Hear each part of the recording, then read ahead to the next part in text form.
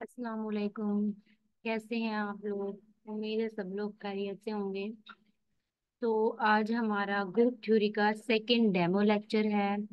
तो जैसा कि आपको पता है, कल के लेक्चर में मैंने आपको बताया था कि ग्रुप क्या चीज़ है।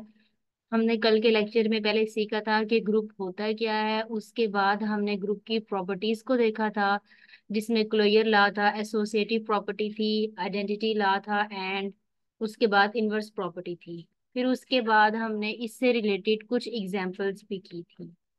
एंड देन उसके बाद हमने इसकी कुछ क्लासिफिकेशन की थी, order of group and order of an element को डिस्कस किया था। और उसके अलावा मैंने आपको साइक्लिक ग्रुप की डेफिनेशन भी बताई थी। तो आज के लेक्चर में हमने साइक्लिक ग्रुप से रिलेटेड कुछ एग्जांपल्स पढ़नी है एंड सब ग्रुप को डिस्कस करना है। तो आज के लेक्चर में मैं आपको थोड़े से शॉर्ट ट्रिक्स भी बताऊंगी कि कैसे, अगर आपके पास किसी भी ग्रुप का ऑर्डर गिवन है, आप उसके एलिमेंट का ऑर्डर कैसे निकाल सकते हो। तो साइकिल ग्रुप का वैसे आपको आइडिया है कल के लेक्चर से कि साइकिल ग्रुप क्या होता है। A group which is generated by a single element is called cyclic group. तो फॉर एग्जांपल ये जी अगर ग्रुप है, तो साइक्लिक ग्रुप के नोटेशन के लिए हम जी जनरेटर, ये जनरेटर का साइन है, ये जनरेटर को शो करता है। इसे कहते हैं कि ये आपके पास क्या है, ये ग्रुप आपके पास एक साइक्लिक ग्रुप है। फिर हमने कल इसकी एग्जांपल में देखा था, उस टाइम पे मैंने लेट किया था जी मेरे पास है 1 -1 अयोटा एंड माइनस अयोटा। तो सबसे पहले साइक्लिक ग्रुप बताने के लिए आप ये देखते हो कि क्या आपके पास कोई ऐसा एलिमेंट है जो कि ग्रुप के सारे एलिमेंट्स को जनरेट कर रहा है। फर्स्ट कंडीशन आपकी ये होती है। तो वन बाय वन अब आपने हर एलिमेंट के लिए चेक करना है कि कौन सा एलिमेंट ग्रुप के सारे एलिमेंट को जनरेट कर रहा है। तो सबसे पहले मैंने वन को देखा, तो मैंने माइंड में सोचा कि वन को वन से कितनी बार मल्टीप्लाई करूं कि मेरे पास ग्रुप के सारे एलिमेंट जनरेट हो जाएं। तो मैंने खुद सोचा कि वन को जब मैं वन से करूंगी तो हमेशा वन ही आएगा, चाहे मैं वन को वन से 3 बार मल्टीप्लाई करूं, 4 बार करूं, 5 बार करूं, चाहे 100 बार भी करूं, वन को वन से वन ही आएगा। तो यानी सिर्फ एक ही एलिमेंट मेरे पास जनरेट हो रहा है, बाकी जनरेट नहीं हो रहे। ना -1 हो रहा है, ना आयोटा हो रहा है, ना माइनस आयोटा हो रहा है। तो इसका मतलब वन जो है वो इसका जनरेटर नहीं है। अब यही काम मैंने सेकेंड एलिमेंट के ऊपर करना है। अब मैंने -1 को पिक कर लिया। अब -1 को जब मैंने -1 से मल्टीप्लाई किया तो आंसर आ गया +1। तो अब मेरे माइंड में आया कि -1 तो ऑलरेडी है। जब मैंने -1 को -1 से किया तो फर्स्ट एलिमेंट भी जनरेट हो गया। तो यानी -1 से दो एलिमेंट आपके जनरेट हो चुके हैं। लेकिन मैंने बाकी भी जनरेट करने हैं, आयोटा और माइनस आयोटा। तो आप खुद सोचो कि -1 को -1 से कितनी बार मल्टीप्लाई करोगे आयोटा आ जाएगा। तो चाहे आप जितनी बार भी मल्टीप्लाई कर ले, आयोटा नहीं आएगा। क्यों? क्योंकि आयोटा किसके इक्वल होता है? √ऑफ माइनस के इक्वल। तो ये तो कभी भी आपके पास वैल्यू नहीं बनेगी। तो इसका मतलब -1 भी इसका जनरेटर नहीं है। सिमिलरली आपने अब आयोटा के लिए चेक करना है। तो अब आपने ये सोचना है आयोटा को आयोटा से कितनी बार मल्टीप्लाई करें कि ग्रुप के सारे एलिमेंट जनरेट हो जाएं। आयोटा खुद इट सेल्फ आयोटा है, तो इसका मतलब एक एलिमेंट तो मेरा नेचुरली तौर पे जनरेट है। अब मैंने बाकी को चेक करना है। तो आपको पता है आयोटा को आयोटा से मल्टीप्लाई करो, आंसर क्या होता है? आयोटा का स्क्वायर आता है, और आयोटा का स्क्वायर -1 होता है। तो देखिए आपका ये वाला एलिमेंट भी सेकंड जनरेट हो गया। ठीक है, अब -1 और आयोटा जनरेट है। अब आपने वन और माइनस आयोटा इसको जनरेट करना है। अब आप जारी बात है, बड़े बच्चे हैं, आपको खुद भी आइडिया है कि आयोटा की पावर 4 क्या होता है? 1 होता है। यानी आयोटा को आयोटा से 4 बार मल्टीप्लाई करो तो आंसर क्या आता है? 1 आता है। तो इसका मतलब ये है कि आपके पास वन भी जनरेट हो गया।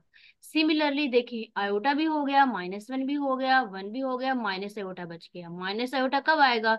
जब आयोटा क्यूब करोगे तो आपके पास आंसर क्या आएगा? Minus iota. तो देखिए आयोटा ने चारों के चारों एलिमेंट्स को जनरेट कर दिया। तो इसका मतलब आयोटा आपके पास क्या है? जनरेटर है। तो आयोटा के ऊपर आप ऐसे जनरेटर का साइन में की फॉर्म में उसको लिख सकते हैं। सिमिलरली सिमिलरली अब मैंने माइंड में सोचा कि आयोटा जनरेट कर रहा है, तो इसका मतलब माइनस आयोटा भी तो जनरेट करेगा ना। जब माइनस आयोटा को मैं माइनस आयोटा से मल्टीप्लाई करूं तो क्या हो जाएगा, माइनस माइनस जमा आयोटा का स्क्वायर, और आयोटा का स्क्वायर -1 होता है। सिमिलरली जब आप उसको 3 बार करोगे, 4 बार करोगे, 5 बार करोगे, आपके पास ये चारों के चारों एलिमेंट्स रिपीट होना स्टार्ट हो जाएंगे। सिर्फ आपका जो समझे ये पूरा सेट है, ये सिर्फ 4 एलिमेंट्स के दरमियान में रिवॉल्व करेगा, जिसे हम कहते हैं कि हमारे पास एक साइकिल बन जाएगा एक टाइप का। इसका ग्राफ इस टाइप से होता है इस ग्रुप का, तो एक साइकिल बन जाता है, इसलिए इसे कहते हैं कि ये आपके पास एक साइक्लिक ग्रुप है। और इसकी नोटेशन होती है CN। ये किसकी नोटेशन है, साइक्लिक ग्रुप की नोटेशन है। इसके साइड पे जनरेटर का साइन भी होता है। एन आपके पास कोई नंबर है, असल में एन ये बताता है कि आपके सेट में कितने एलिमेंट्स हैं। अभी आपने देखा इस सेट में कितने एलिमेंट्स थे, 4 एलिमेंट्स थे, तो इसका मतलब इसे आप C4 कहोगे। अगर 5 एलिमेंट हैं तो C5, 6 एलिमेंट है तो C6। तो ये क्या है, नोटेशन है साइक्लिक ग्रुप को रिप्रेजेंट करने की। और सबसे अहम बात ये है कि ये जो साइक्लिक ग्रुप है ये हमेशा ग्रुप बनाता है अंडर मल्टीप्लिकेशन। एडिशन इसके अंदर पॉसिबल नहीं है। अभी आप खुद भी देख रहे थे कि जब मैं जनरेटर निकाल रही थी तो मैं मल्टीप्लाई करी थी, मैं ऐड नहीं कर रही थी। कुछ सोचे आयोटा प्लस आयोटा करोगे तो 2 आयोटा बन जाएगा, तो ये तो कभी भी एलिमेंट इस सेट के अंदर नहीं पाया जाएगा। तो हमेशा हमेशा याद रखना है कि साइक्लिक ग्रुप अगर आप CN की बात कर रहे हो तो ये हमेशा अंडर मल्टीप्लिकेशन के फॉर्म में ग्रुप बनाता है। तो ये साइक्लिक ग्रुप जो कि CN है, ये ग्रुप की सारी कंडीशंस को होल्ड करता है। So that is why it form a group under multiplication. अब एक क्वेश्चन माइंड में आपके राइज होना चाहिए कि अगर CN अंडर मल्टीप्लिकेशन ग्रुप है तो क्या कोई ऐसा ग्रुप है जो कि अंडर एडिशन के फॉर्म में ग्रुप बनाए। हाँ जी है। जनरल जो ग्रुप है वो है ZN। इसे कहते हैं set of integers under module N। Mod n के बारे में आपको आइडिया होगा कि मॉड n का मतलब होता है डिवाइड करना n के ऊपर, तो उसे कहते हैं मॉड्यूल n। सिंपल जी में और ZN में फर्क है। इसका मतलब इसमें इनफाइनाइट नंबर ऑफ एलिमेंट्स हैं, इसका मतलब इसमें फाइनाइट नंबर ऑफ एलिमेंट्स हैं। ये हमेशा अंडर एडिशन ग्रुप बनाता है और CN हमेशा अंडर मल्टीप्लिकेशन ग्रुप बनाता है। दोनों के दरमियान में क्या रिलेशनशिप है, ये दोनों हमेशा एक दूसरे के क्या होते हैं, आइसोमॉर्फिक होते हैं। हो सकता है एमसीक्यूज आ जाए। अब एमसीक्यूज में वो ये पूछेगा कि बताओ ZN is isomorphic to which of the following. अब ऑप्शंस में आ जाएगा CN। अब बाकी जगह पे वो कोई और भी आपको सेट दे सकता है, V4 दे देगा, SN दे सकता है, कोई भी आपको डिफरेंट टाइप का ग्रुप दे सकता है। तो आपको मेरी ये वाली बात जुबानी याद होगी कि ZN CN के आइसोमॉर्फिक होता है हमेशा हमेशा। तो इसका मतलब ये वाली कंडीशन आपकी ट्रू है। और याद रखिएगा, ये मत कर दीजिएगा ZN की पे आपने N को लिखना लाजमी है। Z कभी भी जो है ना, सिंपल Z जो है ना वो कभी भी इसके आइसोमॉर्फिक नहीं होता। क्यों, क्योंकि इसमें तो फाइनाइट एलिमेंट्स है, सिंपल Z में तो इनफाइनाइट नंबर ऑफ एलिमेंट्स होंगे, तो वो उसके आइसोमॉर्फिक नहीं हो पाएगा। ये बात याद रखिएगा हमेशा। ये किसके आइसोमॉर्फिक होगा, Z आइसोमॉर्फिक होगा C के। C का मतलब सिंपल साइक्लिक ग्रुप है। यहाँ पे मैं N नहीं लिख रही, N फाइनाइट को शो कर रहा था, ये भी इनफाइनाइट है ये भी इनफाइनाइट है। अब ये आपस में दोनों आइसोमॉर्फिक हैं। तो फिलहाल आपने ये देखा कि ZN क्या होता है, CN क्या है, साइक्लिक ग्रुप की नोटेशन क्या है। अब जाते हैं शॉर्ट ट्रिक्स के ऊपर और करते हैं इसकी एग्जांपल सॉल्व। तो अब याद रखिएगा एक यहाँ पे बात, कि जो साइक्लिक ग्रुप CN है, क्योंकि N का मतलब जनरल है, जनरल आपके पास साइक्लिक ग्रुप है, तो इसके अंदर अगर आप एलिमेंट्स की बात करो तो इसके अंदर एलिमेंट्स किस टाइप के होते हैं, इसमें एलिमेंट्स होते हैं इस टाइप की, अल्फा, सच दैट अल्फा की power N is equal to identity. ये क्या है, ये नोटेशन है साइक्लिक ग्रुप की। जनरल मैं फॉर्मूला लिख रही हूँ, ये जनरल सेट की बात कर रही हूँ। इसको अगर आप खोलो तो आप लिखोगे 1 alpha, alpha square up to so on, alpha की पावर में आएगा N-1। ये इंपॉर्टेंट बात है, एंड जो स्टॉप है वो N-1 पर होगा। ये अक्सर पूछ लिया जाता है कि साइकिल ग्रुप में टोटल जो जो लास्ट वाला एलिमेंट है उसकी पावर क्या होती है, वो हमेशा N-1 होती है, N नहीं होगी। क्यों नहीं होगी, खुद देखिए, ये आपके पास N-1 एलिमेंट्स हैं, तो जब आप इसमें आइडेंटिटी ऐड करोगे तो ये क्या बन जाएगा, N बन जाएगा। तो इसका मतलब इस पूरे के अंदर कितने एलिमेंट्स हैं, N एलिमेंट्स हैं। ये आपने अपना माइंड अपना लॉजिक यूज करके बताना है इसके बारे में। ठीक है। और क्वेश्चन ये है कि वन क्यों आया। मैंने पहले स्टार्टिंग में ई लिखा था, मैंने स्टार्टिंग में यहाँ पे ई लिखा हुआ था, और यहाँ मैंने वन लिखा। क्यों? क्योंकि मुझे पता है सी एन जो है वो साइक्लिक ग्रुप बनाता है अंडर मल्टीप्लिकेशन। और आपको खुद पता है कि अंडर मल्टीप्लिकेशन जो आइडेंटिटी है वो हमेशा क्या होती है, वन होती है। और अंडर एडिशन आइडेंटिटी क्या होती है, हमेशा जीरो होती है। इस वजह से मैंने यहाँ पर ई के बजाय वन लिखना लाजमी समझा। ठीक है। अब आगे जब आप जाओगे तो वन ही लिखा आएगा हर जगह पे। अब ये आपने सिंपल देखा कि सी एन की नोटेशन ये है। अब आपके पास एमसीक्यूज कैसे आएगा। एमसीक्यूज ये इजी सी बात है, ये बात मुश्किल नहीं है। एमसीक्यूज टफ आएगा, कॉम्प्लिकेटेड टाइप आएगा। अब आपसे पूछा जाएगा कि आपके पास एक सेट है, यानी कि मैं जनरल लिख रही हूँ यहाँ पे। आपके पास एक ऐसा साइक्लिक ग्रुप सी है, और इसका ऑर्डर कितना है, 20 है। 20 का मतलब इसमें टोटल एलिमेंट्स कितने हैं, 20 एलिमेंट्स है। या फॉर एग्जांपल ये समझ लो, 1 से लेकर 20 तक गिनती है। तो फिर लो, ये और मेरा सेकंड डेमो लेक्चर था।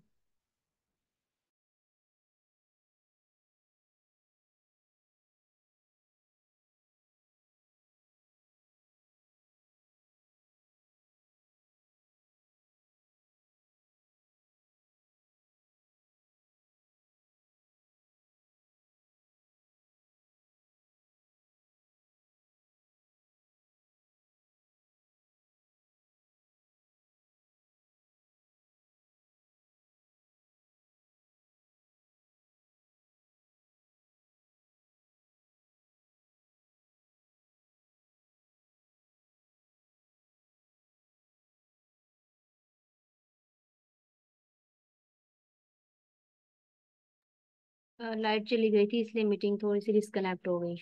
तो मैं अब अगेन बताती हूँ कि क्या है। मैंने भी हॉटस्पॉट ऑन किया।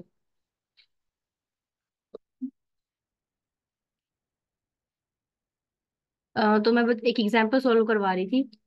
तो इस एग्जाम्पल में हम क्या देख रहे थे, इसमें हमने एक साइक्लिक ग्रुप लिया था सी। और मैं बता रही थी कि ये जो साइक्लिक ग्रुप है, इसका ऑर्डर आपके पास क्या है, 20 है। यानी इसके अंदर जो है वो कितने एलिमेंट्स हैं, 20 एलिमेंट्स। ठीक है। अब आपसे पूछा जाएगा, यहाँ पे क्वेश्चन ऐसे आएगा। क्वेश्चन में वो कहेगा कि आपके पास एक ग्रुप है, उसका ऑर्डर जो है वो क्या है, वो 20 है, उस ग्रुप का ऑर्डर। और आपके पास एक एलिमेंट है, फॉर एग्जाम्पल मैं खुद सेलेक्ट कर रही हूँ अल्फा की पावर 18। उसके अंदर एक एलिमेंट है ग्रुप के अंदर। अब वो पूछेगा ये बताओ अल्फा की power, what is the order of alpha 18। Question mark यहाँ पे आ जाएगा, ये 18 लिखा हुआ है। इसका आपने क्या करना है, ऑर्डर बताना। अब ऑप्शंस आ जाएंगे। ऑप्शंस में आपके पास डिजिट लिखा होगा, 10 है, 20, 30, 40, 50। अब उन चारों में से आपने सिलेक्ट करना है कि अल्फा की पावर 18 का 20 के अंदर क्या ऑर्डर है। ये एमसीक्यूज काफी बार आ भी चुके हैं, मैं इस वजह से पास्ट पेपर के मोस्टली एमसीक्यूज आप लोगों को करवा रही हूँ। तो आपने शॉर्ट ट्रिक लगानी है। अब आप खुद देखें, अगर आप ऑर्डर निकालने बैठोगे तो तकरीबन आपका आधा घंटा वेस्ट हो जाएगा जस्ट इसी एमसीक्यूज का ऑर्डर निकालने के लिए। लेकिन शॉर्ट ट्रिक से आपने कैसे करना है, तो शॉर्ट ट्रिक के मेथड पे आपने सिंपल क्या करना है। आपने किया, ये ग्रुप का ऑर्डर किया है 20, आपने ऊपर लिखा 20 डिवाइड, जीसीडी आपने लेना है, किसका जीसीडी लेना है, 18 का, कोमा 20 का। इसका आपने कैलकुलेट कर लेना है जीसीडी। फिर उसके बाद आपने लिखा 20 ओवर, फिर आपने नीचे जो भी दो नंबर्स हैं 18 और 20, इसका आपने लेना जीसीडी। इसका जीसीडी क्या आएगा, 2 आएगा। और जब आपने इसको डिवाइड किया, 2 10 20, तो आंसर क्या आ गया, 10। तो इसका मतलब अल्फा की पावर 18 का ऑर्डर 10 है। अब एमसीक्यूज में जहां पर भी 10 है वो आपका करेक्ट ऑप्शन हो। तो इस टाइप के जितने भी क्वेश्चंस आ रहे हैं उसके लिए आपने ये शॉर्ट ट्रिक यूज करनी है। तो मैं जनरल फॉर्मूला अब लिखने लगी हूँ यहाँ पे शॉर्ट ट्रिक के लिए। आपने क्या करना है, अपने नोट साथ साथ बताते जाना है, क्योंकि शॉर्ट ट्रिक जो मैं बता रही हूँ ये कहीं पे भी नहीं लिखी हुई। तो आप जाहिर बात है नोट्स बनाएंगे, तो जब आपका टेस्ट होगा तो एंड में आपने बस इसको रिवाइज कर जाना एक बार। क्योंकि मैंने बहुत सारी शॉर्ट ट्रिक्स बतानी है, तो आपको ऐसा ना हो कि एंड में जाके मिक्स हो जाए। तो साथ साथ अगर आप लोग नोट्स बनाते जाओगे तो आप लोगों को आसानी है, एंड में बस आपने जस्ट रिवाइज कर लेना। अब जनरल फॉर्मूला क्या होगा, जनरल फॉर्मूला में ये होगा, ग्रुप का ऑर्डर डिवाइडेड बाय जीसीडी, किसका लेना है, ग्रुप के ऑर्डर का और एलिमेंट के ऑर्डर का। जो भी उस एलिमेंट का ऑर्डर है। फॉर एग्जाम्पल अल्फा की पावर 20 गिवन है, 100 गिवन है, 200 गिवन है, 1000 गिवन है, या 2 भी गिवन है, जो भी गिवन है ना, आपने उन दो का जीसीडी लेना है और दोनों की वैल्यूज को कर देना है डिवाइड। जो भी आंसर होगा वो आपके पास क्या होगा, एलिमेंट का ऑर्डर होगा। वैसे इसको अक्सर लिखा जाता है अल्फा की पावर के ऑर्डर। ये फॉर्मूला, इसको आप साइड पे डॉट लगा के अपने नोट्स में शामिल कर लें। तो इस तरह की प्रॉब्लम को ऐसे टैकल किया जाता है। ठीक है। ये किसके अंदर काम था, याद रखिएगा, ये सी एन के अंदर काम था। ये मैंने जेड एन के अंदर नहीं बताया, ये मैंने सी एन के अंदर बताया है। सबसे पहला पॉइंट। अब सेकंड पॉइंट, अब हम शॉर्ट ट्रिक करते हैं जेड एन की, यानी अंडर एडिशन पे आपने क्या करना है। अंडर एडिशन में एक एग्जांपल मैं आपको बताती हूँ कि फॉर एग्जांपल वो आपसे ये पूछ सकता है कि find the order of 55 in Z 70। अब आ गया क्वेश्चन मार्क। अब मतलब आपने क्या करना है, ये क्वेश्चन ऐसे होगा, एमसीक्यूज होगा कि 55 का आपने ऑर्डर बताना है, किस में बताना है, जी 70 के। ठीक है। अब आपने ऑर्डर कैसे चेक करना है, शॉर्ट ट्रिक क्या है, फॉर्मूला बिल्कुल पीछे वाला ही है, ग्रुप का ऑर्डर डिवाइडेड बाय जीसीडी। किसका जीसीडी लेना है, 70 का जीसीडी लिया आपने, और उसके साथ 55, यानी कि जो एलिमेंट का ऑर्डर था, ऊपर वाले में भी सेम था, उसमें भी हम एलिमेंट का ऑर्डर ही लिख रहे थे। तो सिंपल आपने इन दोनों का क्या करना है, जीसीडी लेना है। इसका अगर मैं जीसीडी लूं, इसका जीसीडी क्या आ जाएगा, 5 आ जाएगा। तो 70 डिवाइडेड बाय 5 आ गया, और जब आपने इसको डिवाइड किया तो आंसर आ जाएगा 14। तो अब ऑप्शंस में जहां पर भी 14 लिखा हुआ है उस पे आपने आराम से टिक कर दे। ठीक है, तो वो आपका होगा करेक्ट ऑप्शन। अब देखें, ये जनरल एमसीक्यूज था। अब एमसीक्यूज ऐसे आ सकता है कि विच of the following is not the order of 5 in Z60। अब ऐसे भी एमसीक्यूज आ सकता है, वो पूछ रहा है कि ये बताओ, ऑप्शन दिए होंगे नीचे ए बी सी और डी। इसमें वो ये पूछ रहा है कि इन सारे सब में से आप ये बताओ कि कौन सा जो एलिमेंट है वो 5 का Z60 के अंदर ऑर्डर नहीं है। यानी अब आपने नहीं के केस में बताना है। यहाँ पर वो बता रहे थे जो ऑर्डर है, यहाँ पर वो बताना है जो ऑर्डर नहीं है। यानी आप ऑपोजिट बात देख रहे हो। ये याद रखिएगा, स्टेटमेंट की अंडरस्टैंडिंग सबसे पहले आती है, उसके बाद जाके आपने एमसीक्यूज पे देखना है। अब वो बताना है जो इसका ऑर्डर नहीं है। अब एक बात याद रखिएगा, फॉर एग्जाम्पल ऑप्शन में दे रही हूँ, इधर अगर लिखा हुआ है 20, आगे चले मैं लिखती हूँ 5, नेक्स्ट सी में लिख रही हूँ 18, उससे अगले में लिखती हूँ 12। अब इसमें से आपने चूज करना है कि कौन सा जो है वो इसका ऑर्डर नहीं है। अब सबसे पहले तो आपने ये निकाल लेना है कौन सा नंबर इसका ऑर्डर है, बताना नहीं वाला है, लेकिन जो ऑर्डर है पहले आपने उसको देखना है। वही वाली शॉर्ट ट्रिक है सेम, ग्रुप का ऑर्डर 60 डिवाइडेड बाय 60 का जीसीडी आपने किसके साथ लेना है, 5 के साथ लेना है।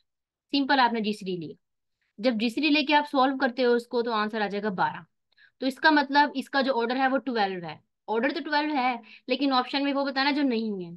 तो इसका मतलब नहीं वाले केस में ये वाला मेरा ऑप्शन तो हो गया गलत, क्योंकि ये तो है ना, मुझे नहीं वाला बताना है। तो इसका मतलब इन तीनों में से अब कुछ हो सकता है। अब मैंने इन तीनों में से कैसे चूज करना है कौन सा वाला है, तो उसके लिए एक बात याद रखिएगा, लेग्रांज थ्योरम, अगर किसी को याद हो, बहुत फेमस थ्योरम है। लेग्रांज थ्योरम हमें ये बताता है कि order of an element divide the order of group. ठीक है। ऑर्डर ऑफ एन एलिमेंट, इसका ऑर्डर ग्रुप के ऑर्डर को क्या करता है, डिवाइड करेगा। इसका जो भी ऑर्डर है वो 60 को क्या करता है, डिवाइड करेगा। ठीक है। फिर आप देख रहे हो 20 भी डिवाइड करता है, 5 भी डिवाइड करता है, 18 डिवाइड नहीं करता। तो इसका मतलब 18 आपके पास करेक्ट ऑप्शन है। बाकी सब डिवाइड कर रहे थे, इन दो के ऊपर आपने लाग्रांज थ्योरम लगाया, इसको आपने अपनी इस शॉर्ट ट्रिक से निकाला बाहर। अब कौन सा बच गया, सिर्फ ये बच गया। तो इसका मतलब 18 आपका क्या है, करेक्ट ऑप्शन है। अब एक और बात भी याद रखिएगा, एक ना जेड एन के अंदर ना अक्सर जनरेटर की बात आती है। जनरेटर क्या होते हैं जेड एन के अंदर, तो हमेशा याद रखिएगा, हमेशा आपने ये बात याद रखनी है कि जेड एन के अंदर जनरेटर वो एलिमेंट्स होते हैं। जेड एन जनरल एमसीक्यूज की बात कर रही हूँ। जेड एन है, इसमें कितने एलिमेंट्स हैं, वैसे जनरल बात है, इसको आप 0 से स्टार्ट करोगे और कहाँ तक एलिमेंट्स एंड होंगे, n-1 तक, बिल्कुल पीछे वाले की तरह, सी एन की तरह। क्योंकि इसमें आइडेंटिटी जो है वो अंडर एडिशन 0 होती है, इसलिए यहाँ पे 0 लिखा है। साइक्लिक अगर होता सी एन तो वो 1 से स्टार्ट हो रहा था, अभी आपने पीछे देखा था 1 से स्टार्ट हो रहा था, तो ये डिफरेंस है दोनों के अंदर। ठीक है, ये जी है।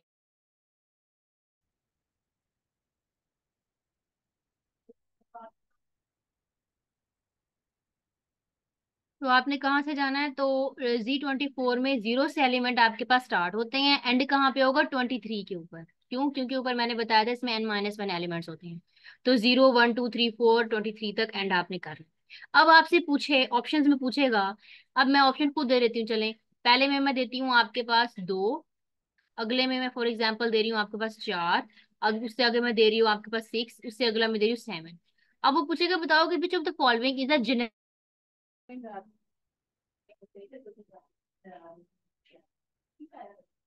तो कैलिस टेबल में से आप कैसे करते हो, उसमें से मैं आपको बाद में डिस्कस करके बताऊंगी। फिलहाल एक बात याद रखिएगा। अब 24 के साथ जो जो एलिमेंट्स जिनका GCD 1 आ रहा है, वो सब उसके जनरेटर होंगे। तो जब आप 24 का 2 के साथ GCD लो तो वो 1 नहीं आ रहा, क्योंकि वो उसके टेबल में आ रहा है। तो 24 का जब 4 के साथ लोगे, ये भी इसके टेबल में आ रहा है, इसका मतलब ये भी नहीं है। सिमिलरली 6 के साथ लोगे, 6 4।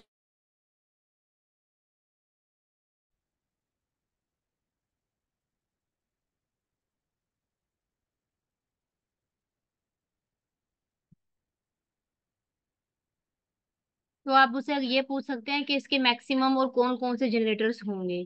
तो उसके लिए आपने इस सेट के अंदर वो सारे के सारे एलिमेंट्स लिखने हैं जिसका 24 के साथ GCD 1 हो। फॉर एग्जाम्पल 1 का, 5 का, 7 का, 24 के साथ में GCD लूँ, 1 आएगा। 11 ले लें, 13 ले लें, 19 ले लें, 23 ले लें। अब ये सारे वो एलिमेंट्स हैं जिसका 24।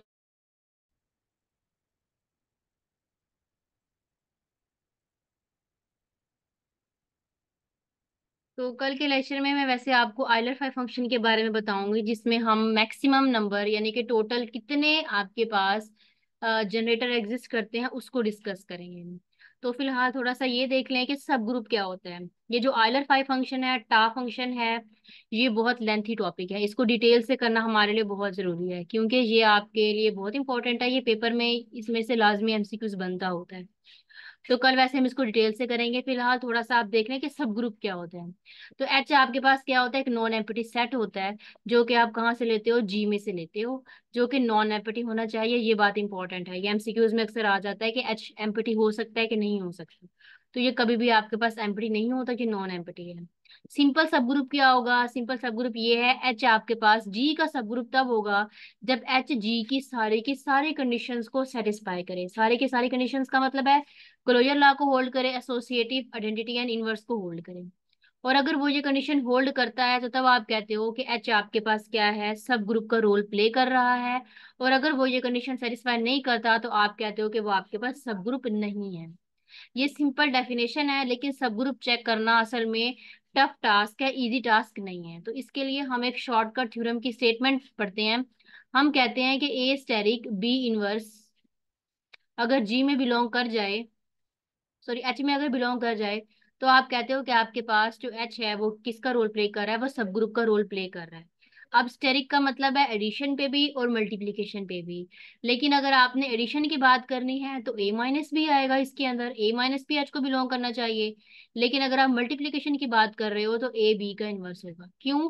क्योंकि आपको पता है कि अंडर मल्टीप्लिकेशन इनवर्स को हम बी इनवर्स लिखते हैं, और अंडर एडिशन जो इनवर्स होता है वो माइनस भी होता है। कैसे देखें, 2 का इनवर्स क्या होता है, अंडर एडिशन -2 है, 3 का क्या है -3 है, 4 का क्या है -4 है, अंडर एडिशन। अंडर मल्टीप्लीकेशन 4 क्या है, 1/4 यानी 4 का इनवर्स ऐसे होता है। तो इस डेफिनेशन के अकॉर्डिंग उसने इस तरीके से बनाया। तो ये सिंपल क्या है, आप सब ग्रुप के लिए शॉर्ट ट्रिक यूज करते हो। ये MCQs आया है काफी बार कि विच of the following is the property of a सब ग्रुप।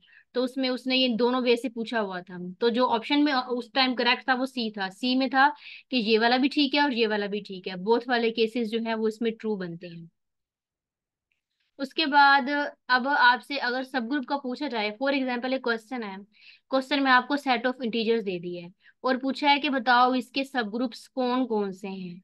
सब ग्रुप्स की भी मजीद आगे असल में ना टाइप्स आ जाती हैं। तो वो ये पूछ रहा है कि बताओ इसके टोटल सब ग्रुप्स कौन कौन से हैं। तो हमेशा याद रखिएगा, जेड आपके पास सेट ऑफ इंटीजर्स होता है। असल में ये क्या होता है, ये कलेक्शन होता है। किसकी कलेक्शन होता है, इवन एंड ऑड नंबर्स की। इवन नंबर्स की बात करिए और ऑड नंबर्स की। इवन नंबर कौन से होते हैं, 2 4 6, 2 के मल्टीपल्स। ऑड जो होते हैं वो 2 के मल्टीपल्स नहीं होते, उसे आप कहते हैं ऑड। तो इसमें इवन नंबर्स भी होते हैं, ऑड नंबर्स भी होते हैं। तो इसको अगर आपने को हल्का फुल्का याद हो, कहीं आपने देखा होगा 2Z लिखा हुआ, कहीं आपने देखा होगा 3Z लिखा हुआ। तो 2z का मतलब है सारे टू के मल्टीपल्स, यानी 2 1 2, 2 2 4, 2 3 6, 2 4 8, टू के सारे मल्टीपल्स। 3 का मतलब है 3 के मल्टीपल्स, 3 1 3, 3 2 6, 3 3 9, मतलब 3 के मल्टीपल्स। और जब आप इसको कलेक्ट करते हो तो आपके पास z बन जाता है। ये आगे अभी हम जब जाएंगे तो मैं इसको अच्छे से डिस्कस करूंगी कि जो z है ना उसके अंदर एलिमेंट्स कैसे होते हैं, और कैसे इसके यूनियन और इंटरसेक्शन से z कैसे जनरेट होता है। फिलहाल हम छोटे लेवल पे हैं, स्टार्टिंग है हमारा, तो उसके बाद हम स्लोली स्लोली करके हाई लेवल पे जाते जाएंगे। तो इसको अगर आप लिखो, देखिए 2 3, सिमिलरली आप 4 भी लिख सकते हो, अप टू सो ऑन आप लिखोगे एन जेड। और आपको देखने से पता चल रहा है ये जो 2z है ये किसका सबसेट है, z का सबसेट होगा, क्योंकि वो छोटा है, इसमें कम एलिमेंट्स हैं। तो इसका मतलब जो एन जेड है वो किसका सबसेट होगा, z का सबसेट होगा, हमें देख के पता चल रहा है।